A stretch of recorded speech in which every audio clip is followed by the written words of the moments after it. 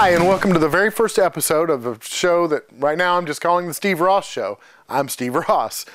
Since this is my first show, I thought I would say a few things about me and about what today's show is about, and maybe look to some future ideas. But like I said, my name is Steve Ross. I'm a progressive blogger out of Memphis, Tennessee, which is one of the few blue dots in a sea of red that is the South. I've been blogging since 2004, but my blog, Vibe Inc., has been around since 2006. Now, since 2008, I've been almost exclusively focused on state and regional and local issues, and that's not going to change. But one thing I hope to do here is illustrate a little bit more of the interplay between federal, state, and local issues to give more of a whole patient perspective that, quite frankly, no one in the media is really focusing on here or anywhere else. So the first show is focused on the midterm elections and the Sixth Circuit Court of Appeals ruling that upheld gay marriage bans in 4 states. One of those states was Tennessee. We'll hear from local law professor about that ruling and what might happen next for marriage equality in the courts. But before we get to that, we're going to take a look at some of the stories that are on my radar this week. They should make it clear that whether you use a computer, phone, or tablet, internet providers have a legal obligation not to block or limit your access to a website. Cable companies can't decide which online stores you can shop at or which streaming services you can use, and they can't let any company pay for priority over its competitors. That's President Obama earlier this week talking about net neutrality. It's been a big topic of discussion with the net roots since well before the president took office. And while the president's words were hailed on the left, conservatives don't seem happy. Senator Ted Cruz of Texas immediately reacted, calling the president's plan Obamacare for the internet. Well, if it works as well as Obamacare does, even with the initial troubles, I'm all for it. Now, but ultimately this comes down to the FCC and Tom Wheeler, President Obama's chairman of the agency. The Washington Post initially reported that Wheeler was sideswiped by the president, but subsequent reports have said Wheeler is open to the idea. That still means an unthrottled internet is a possibility as long as Congress doesn't get involved. Of course, all this takes place in the offices of a regulator, then on the floor of Congress, so anything is possible, and it's certainly something to keep an eye on over the next couple of weeks. Now, conservatives are ready to go to war over reports that President Obama will take executive action on immigration reform. Alabama Senator Jeff Sessions has called for Congress to hold up spending bills used as leverage against the president because, well, that worked so well the last time, right? As for the executive order itself, the White House says they're not ready to pull the trigger. It's been a little over a week since Democrats got their butt kicked. They're still licking their wounds after getting stomped in the midterm elections. There's been a lot of Monday morning quarterbacking, and that's something we'll talk about later on. But here in Tennessee, the biggest contest wasn't for Congress or for Senate or anything like that. It didn't involve people. It was constitutional amendments. There were 4 of them on the ballot, including one that would open up women's reproductive health services to regulation, which would effectively overturn the additional privacy rights guaranteed in the Tennessee Constitution. Okay, Amendment 1 passed with just over 52% of the vote last week, but since Election Day, a lawsuit and a kind of back and forth between the Tennessee Secretary of State and those seeking to defeat the amendment has been heating up. It all revolves around the way the constitutional amendments are passed here in Tennessee.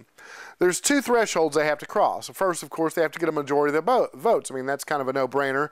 But the second is that that majority has to be greater than 50% of the total votes cast in the gubernatorial contest. Now, at first glance, it appears Amendment 1 did that, but the lawsuit alleges that the state constitution requires only the voters who cast a vote for governor should have their votes counted, something elections officials have called absurd. Now, while the debate continues, conservatives in the state are waiting to file legislation to restrict women's health care decisions in the state.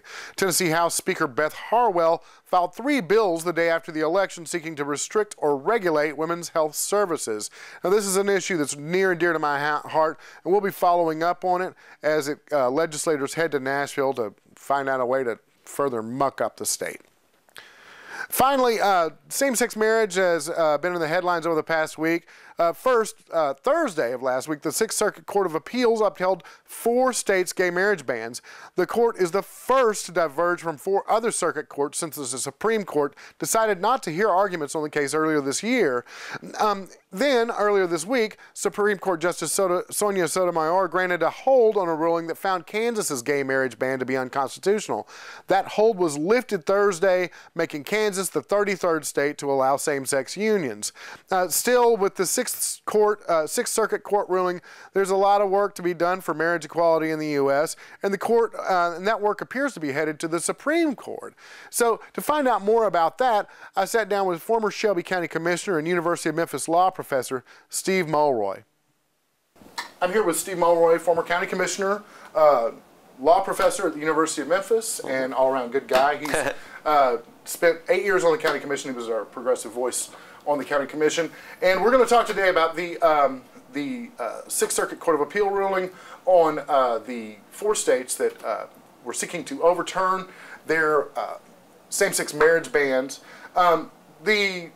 So the Sixth Circuit Court of Appeals decision, the majority opinion, was upheld those bans in the 4 states. Yes. This comes after 4 other circuit courts and a bunch of other smaller courts have struck down gay marriage bans. In layman's terms, what's the foundation of the majority's opinion to keep these bans in place? Well, Steve, in general, the majority was saying that they didn't want to be judicial activists. They wanted to defer to the elected representatives of the people and allow the political process to handle this. They didn't want to intervene in, as unelected, life-tenured federal judges and overrule the will of the majority and allow the political process to do it, to address the question. More specifically, they didn't see an equal protection or due process violation in banning gay marriage. There's a couple different theories for which you could overturn gay marriage bans, and the various federal courts that you've mentioned have used various combinations of them. One of them is that marriage is a fundamental right, so as a substantive due process matter, any undue restriction on the right to marry is going to be problematic. The majority took a very narrow view of marriage and said, well, that applies to marriage, but marriage has always been one man and one woman. So I'm not going to consider that. Right. Somewhat problematic reasoning, but that's what they said. The other way of challenging it is equal protection, that you're discriminating against a discrete class of minority people, gays. The court said if you use the most lenient standard that we call rational basis, is there some, even a half-assed reasonable reason for it, the court says, well, there's a somewhat of a correlation between procreation and straight couples. Yes, it's true that there are a lot of straight couples who can't reproduce who nonetheless get married, and nowadays there are a lot of gay couples who are reproducing, but under rational basis it doesn't have to be perfect, so we're going to go hands off. Right. Well, other federal courts had said, well, wait a minute now. Gays have all the characteristics of women and African Americans and illegal immigrants and other groups that have, or legal immigrants and other groups that have gotten extra protection against discrimination by the courts. And therefore, just a half-assed relationship between marriage and procreation is not going to do. It has to be the least restrictive means. And the majority said, well, we don't really think that gays should deserve any special treatment. They're not like women or African Americans or Hispanics. They aren't really a discrete and insular minority that has been historically discriminated against, that has an immutable characteristic. They said, they can use the political process just fine, and that's what we ought to do. Kind of in contrast to that, in the dissent, a judge who's originally from Tennessee, Martha Red Darter, said that if the judiciary doesn't have the authority and the responsibility, I'm paraphrasing here, to right these fundamental wrongs left excused by the majority of the electorate, then our whole intricate constitutional system of checks and balances, as well as the oaths to which we swore, proved to be nothing but shams. Now, I mean, what's your take on that kind of world? Because that's a worldview, right? Yeah, that's not just a decision about this instance. Right, right. I mean, obviously I'm in sympathy with both the result that she would reach in this decision and Right. the overall tone of the comments.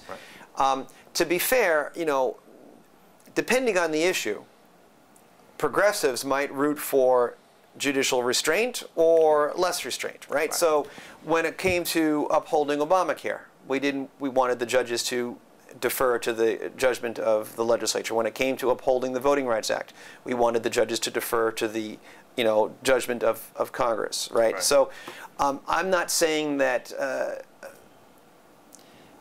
if the layman reads that and says, okay, what that means is that judges should always get involved in these controversies, you know, and decide what the right decision is, I wouldn't agree with that, and I'm not sure that's what she's saying. Right.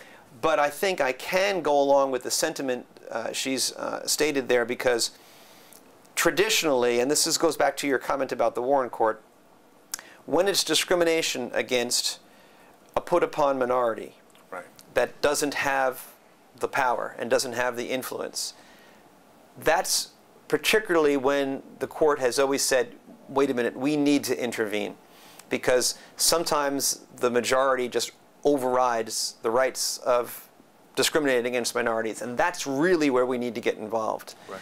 So I think that's a distinction you can make here, where, you know, when the court is legislating to help minorities, like the Voting Rights Act, we should defer to Congress. When it's just health care, there's no discriminating against minority, again, we should sort of let Congress make the decision. Right. But here's the discriminating against minority. I think Judge Jardy was saying this is one of those times in which judges really do need to roll up their sleeves and get involved. And the majority's being somewhat facile or specious when they go, oh, we couldn't possibly, you know, overrule the majority. You know. Right, because under different circumstances, the tables might be turned. Oh, of course. Right. Of course. I got you. So the case is going on appeal, is what we're hearing. Where is it going from here? Well, what I thought was going to happen, what typically would happen, is that since this was just a 3-judge panel of the Sixth Circuit, which has like 15 or more judges on it, normally the next step would be to petition for what's called en banc review. And by a vote, they would decide this is one of those important cases that all 15 or whatever judges of the Sixth Circuit need to weigh in on. Now, I've just heard from you a moment ago that they may be trying to bypass that and go straight to the U.S. Supreme Court. Yeah. But one way or another, if there's what's called a circuit split, if some circuits go one way and then the Sixth Circuit goes another way, that's typically when the Supreme Court decides to hear a case. So if this decision of the Sixth Circuit stands, the one federal court decision not in favor of gay marriage, then probably the Supreme Court would take the case. Yeah, yeah, and so that kind of brings me to my next question, which is about previous cases before the Supreme Court. Right. Last year, 2013, they made a decision on the Defense of Marriage Act, calling it unconstitutional, and I'm paraphrasing why here, but it says basically it injures those who the state's marriage laws sought to protect. Right. Okay. Now, so does this give us kind of a preview of how the Supreme Court might rule in this case? Yes, it does, Steve. And so there's two different perspectives on this. What was at issue in that case was whether Congress could define marriage as being one man and one woman, even if a particular state, in this case Massachusetts, wanted to be more inclusive. And the court said no, and the language of the opinion is a little bit obscure. At times they talk about it as an equal protection issue, a discriminated against minority, we need to protect them. At times they talked about it as a states' rights issue. Marriage is traditionally defined by a state. The federal government shouldn't be, interfering with the state. So the conservatives are going to say, Windsor only addresses the states' rights aspect of it. So that means that if a particular state wants to ban gay marriage, we should defer to the states' rights. The liberals are going to say, no, Windsor wasn't just about states' rights. It was also about equal protection. And I think there's sufficient language in Windsor that there's a pretty reasonable argument that the Windsor decision went beyond a mere states' rights view and was also talking about the dignity of the people involved, and they have loving relationships, and what's going to happen to the children. The children are being ostracized and stigmatized because they're considered to be illegitimate if they're children of not real marriages. All of that language makes you think that when the next case comes, and it's a question of a state trying to ban gay marriage, at least 5 of the 9 Supreme Court justices are still going to be pretty sympathetic. And basically, Stephen, the key vote comes down to Justice Kennedy. Right. He's usually the swing vote anyway, but particularly on this issue because he wrote Windsor, and he wrote another case a few years back called Lawrence, which struck down a criminal statute in Texas that banned same-sex sodomy. And between the language of Lawrence and the language of Windsor, there's an awful lot of language in those opinions that talks about the dignity of the relationship between 2 loving people, even if it's of the same sex. I mean, the kind of stuff that, you know... He's kind of setting it up. He's kind of setting it up. We'll hear more from Steve Mulroy after just a few minutes. First, I want to give you my take. Now, like I said earlier, the midterms were an unmitigated disaster for Democrats. I mean, we lost the Senate, we lost a ton of state houses. It was just awful. And after a loss, it's natural to think about what went wrong, you know, and what caused all of this. Now, I'm not here to do that, okay? I quit Monday morning quarterbacking a lot of these election things a couple of years ago. But I do want to touch on one of these postmortems that brought up something I really haven't seen anywhere else, okay? Josh Marshall is someone I pay a lot of attention to, and he says Democrats lost because people, regular folks, don't feel the economic recovery we've all been hearing about. Now part of this is because of policies enacted on the state level, policies that sound good, but in reality don't do well for people who are just making it on a full-time gig, and it really hurts folks who work at jobs, have to work 2 or 3 jobs just to stay afloat. But the president and no one here in Tennessee, with 1 or 2 possible exceptions, really brought this up. So while academically we're seeing a recovery, people don't feel it. So guess what? It ain't a recovery. Okay, so the problem, Josh says, is that is that the unchaining of wage growth and economic growth, and what that means is that GDP keeps going up, but the wages have been largely stagnant. Okay, but what's most interesting about the Post is Josh says no one has policy to fix this. No one.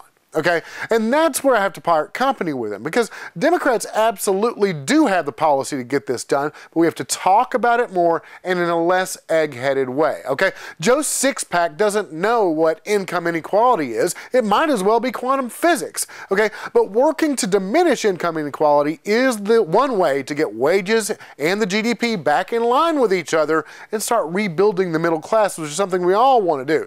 Apparently, you know, income inequality, saying it like that, doesn't motivate anybody. It doesn't even motivate the Democratic base. So why is this? Well, it's because we don't make it important enough to them by communicating on a level that explains why action on their part is critical to future economic success. People respond to kitchen table issues. They don't respond to things that sound like academic exercises. Communicating income inequality isn't hard, but we have to do it in a way that's more plain speak, so people are less likely to get confused by the inevitable conservative rhetoric that like throws a monkey wrench in it, and so folks think we're like fun people to have a beer with.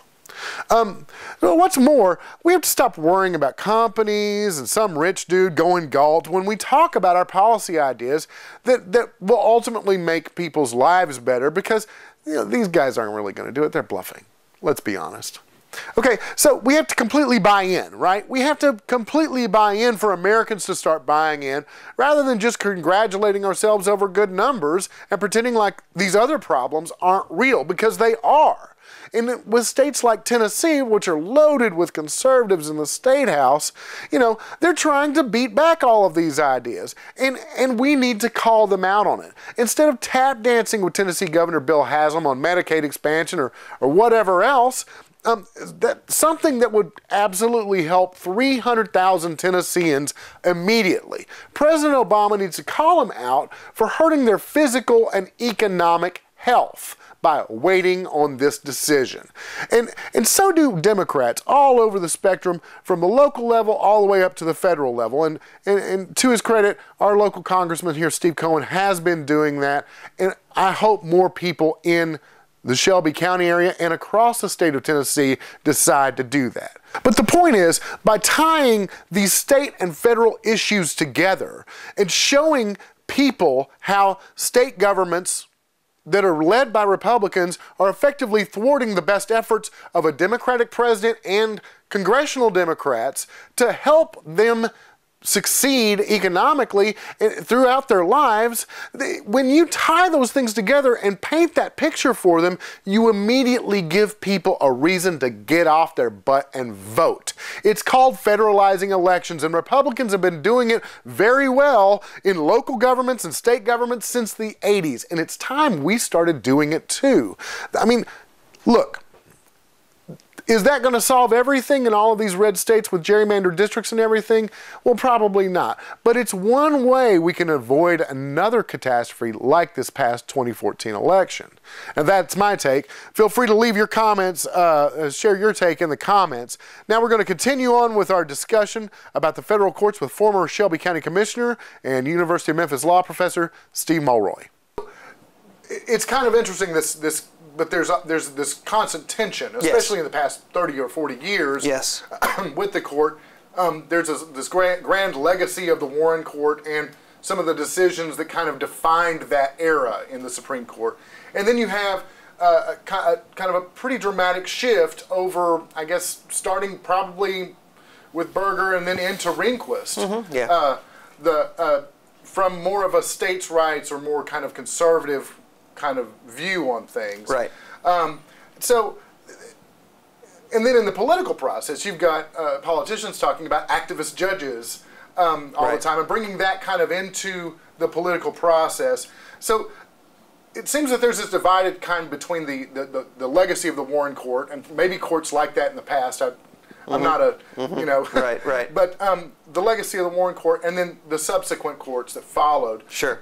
So, is that divide really as real as it seems, or is it one of those kind of academic kind of sparring things that some might want to do? Right. Well, the answer is both. I mean, to a certain extent, some of it's academic stuff, sort of more theoretical things about the way judges should behave or the way the Constitution should be interpreted, different schools of constitutional interpretation, originalism versus pragmatism versus textualism, the kind of stuff that I teach my con law students, but that most ordinary citizens don't really need to concern themselves about. Right.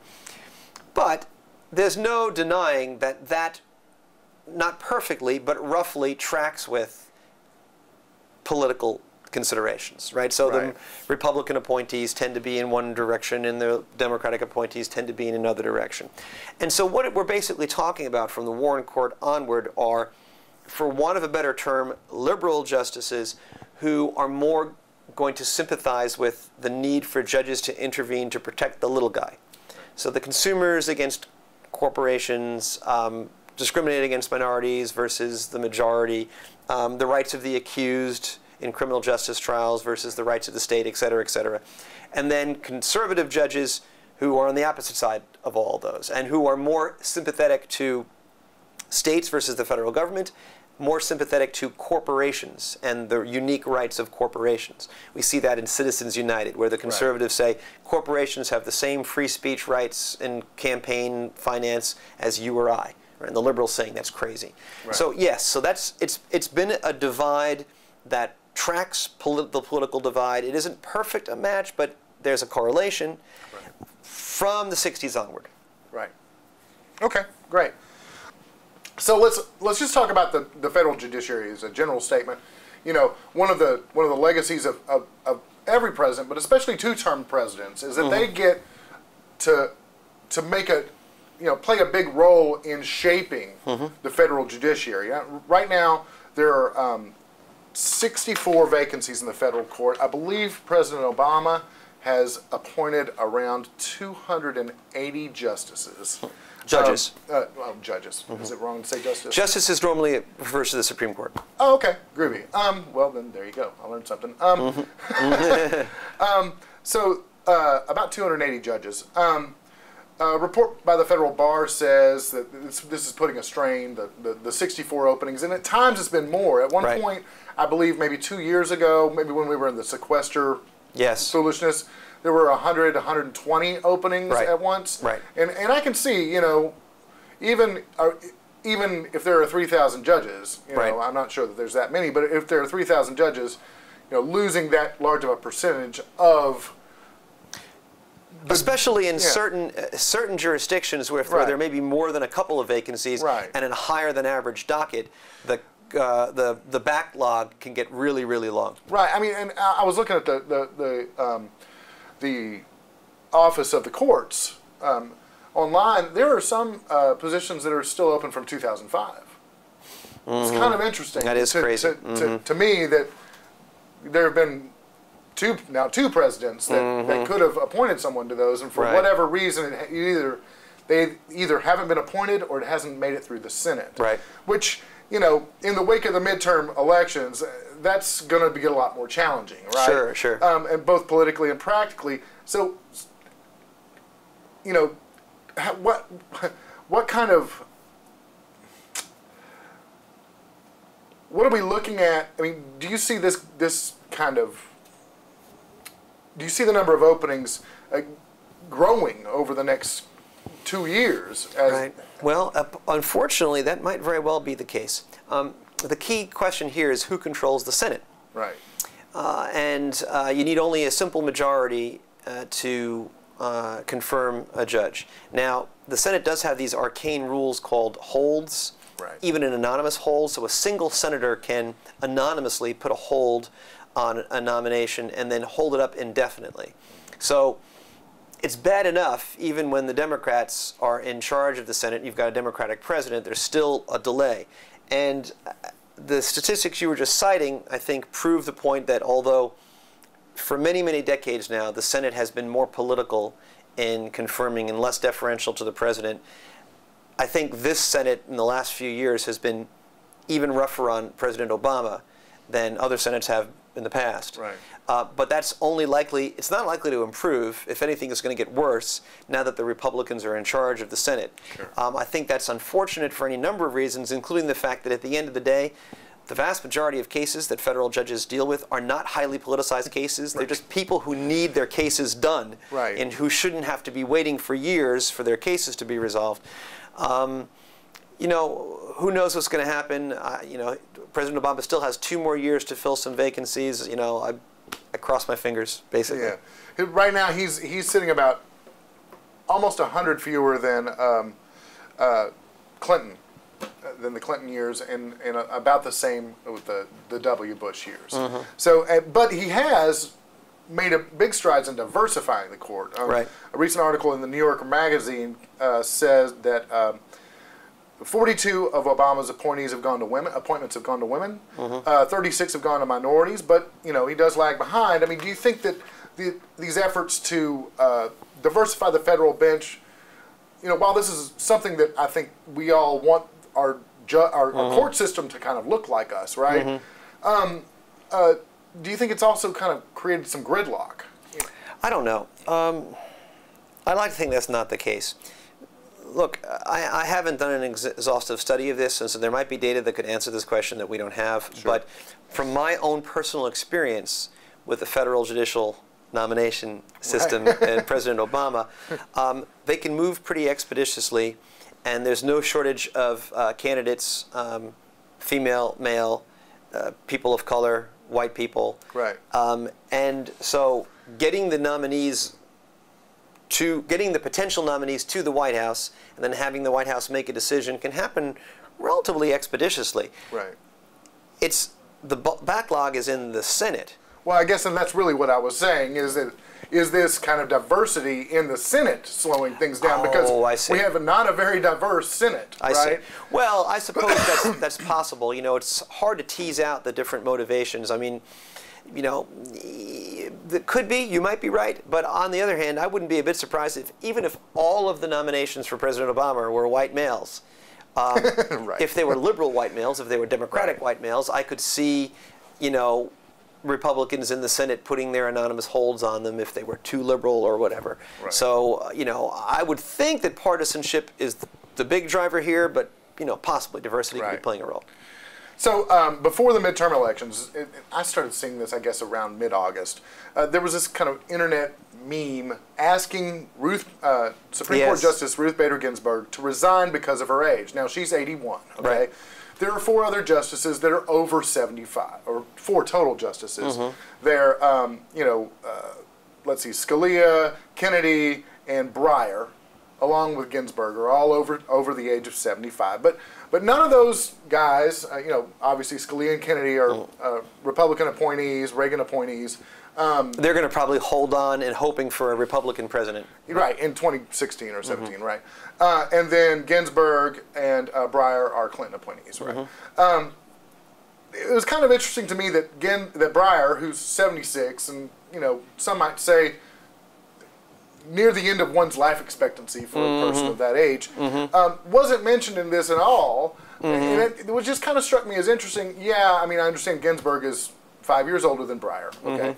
But women also live longer than men, as a general statement.